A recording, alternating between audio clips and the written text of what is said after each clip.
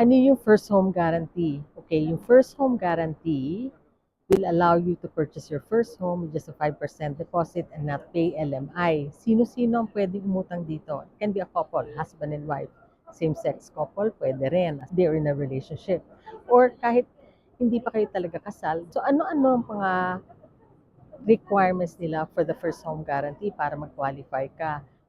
You have to be an Australian citizen or a permanent resident. Yun yung pinaka-main qualification.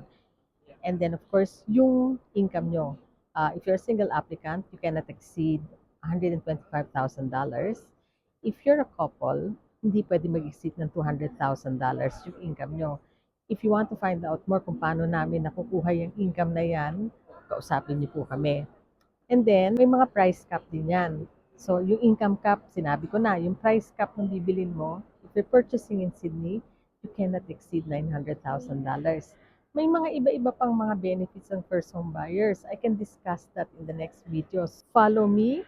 Click on the link below kung meron kayong mga tanong o may gusto kayong malaman o gusto nyo mag-inquire. Meron kaming link dito sa TikTok, sa YouTube, everywhere dun sa social media namin. Just click on the link and then we'll give you a call.